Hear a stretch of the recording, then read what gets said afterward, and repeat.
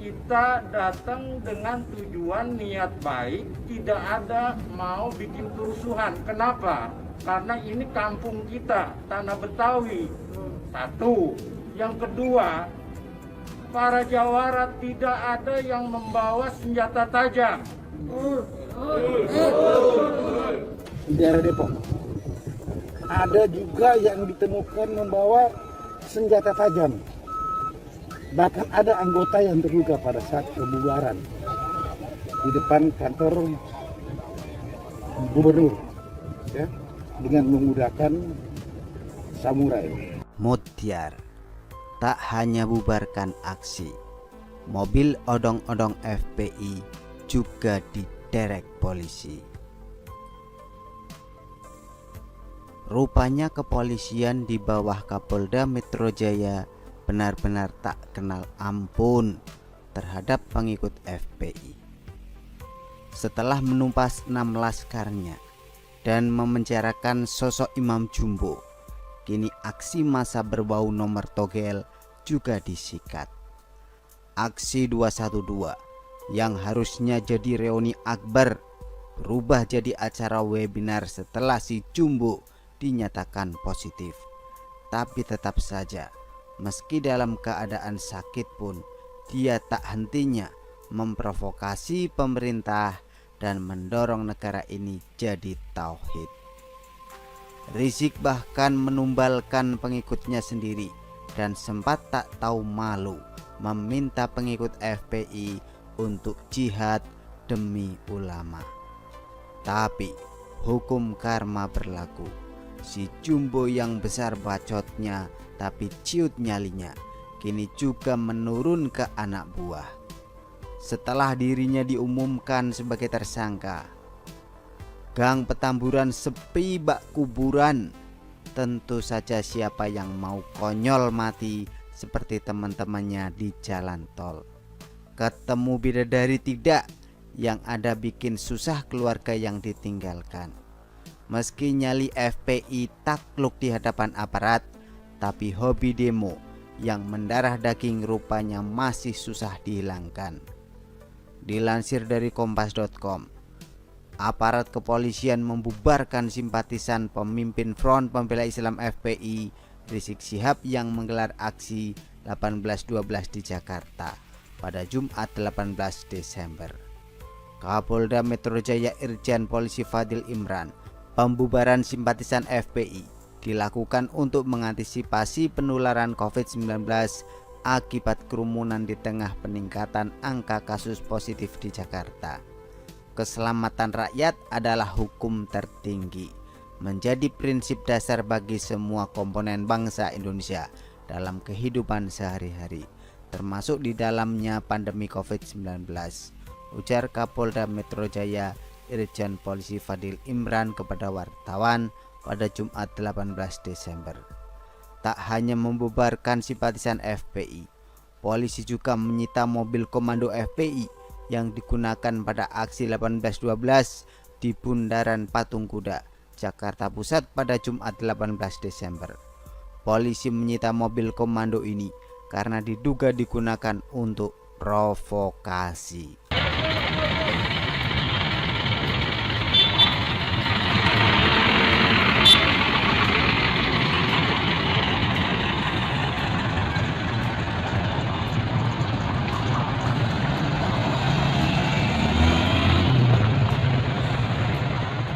Ada satu mobil yang mereka biasa namakan mobil komando ya, yang kita amankan karena memang ini jadi provokasi.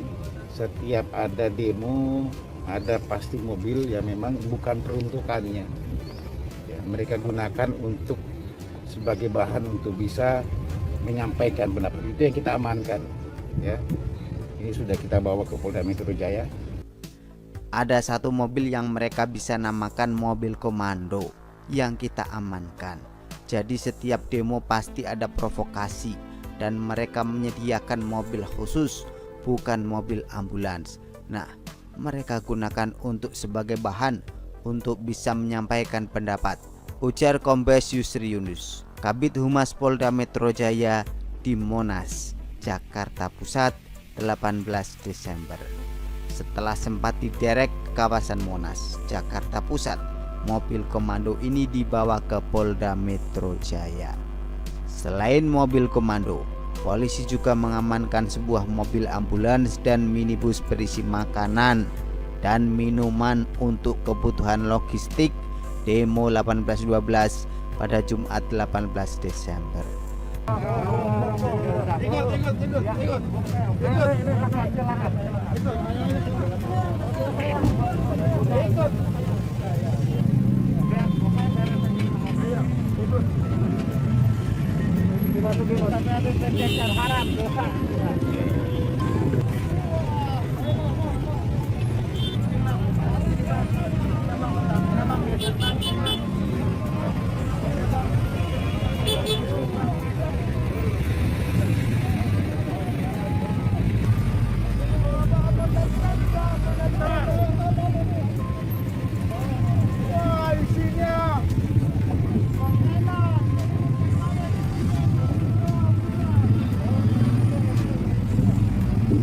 Awas, awas.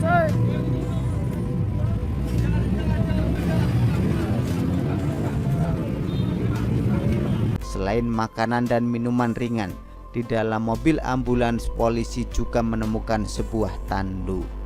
Beginilah kalau berhadapan dengan ormas rasa jahiliyah dari zaman bahula hingga kini, selalu memakai mobil odong-odong kebanggaan bersama nasi bungkus karet 2. Corong yang digunakan juga selalu jadi ikon kebanggaan yang akhirnya diadopsi DKI 1 sebagai alarm pertanda banjir. Entah karena sama-sama turunan Yaman atau memang SOP kadrun. Kenapa mereka hobi sekali memamerkan kebodohan, termasuk yang katanya tak pernah bawa senjata, tapi sekalinya dirazia malah ketahuan bawa golok dan beraneka senjata tajam lainnya. Mungkin FPI menganggap senjata tajam seperti pisang goreng, sehingga dengan enteng menganggap mainan. Andai saja Ahok masih memimpin Jakarta, pasti Jakarta benar-benar jadi kota maju dan bebas banjir.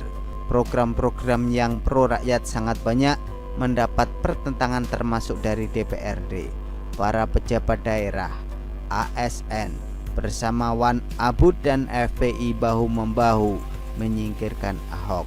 Akibatnya Jakarta lebih mirip tempat sampah.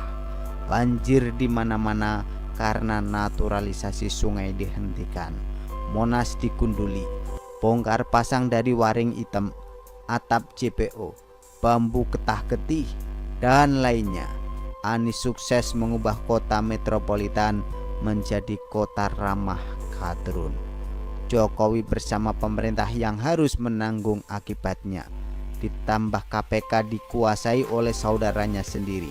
Anggaran lem aibon, bansos yang disunat, rumah DP 0 yang bermasalah, hingga pemborosan sumur resapan nyaris tak tersentuh. Sedang Anies dan kroninya bancaan dana APBD. Inilah oleh-oleh geng Petamburan Fit Baswedan. Semoga saja periode kedua ini keadaan bisa kembali seperti semula. Setelah si Jumbo dan antek-anteknya dikandangi, giliran pemerintah harus tegas pada gak bener dan menyelamatkan ibu kota dari kehancuran. Begitulah kura-kura. Artikel diambil dari syua.com, ditulis oleh Niha Alif. Bagaimana menurut Anda?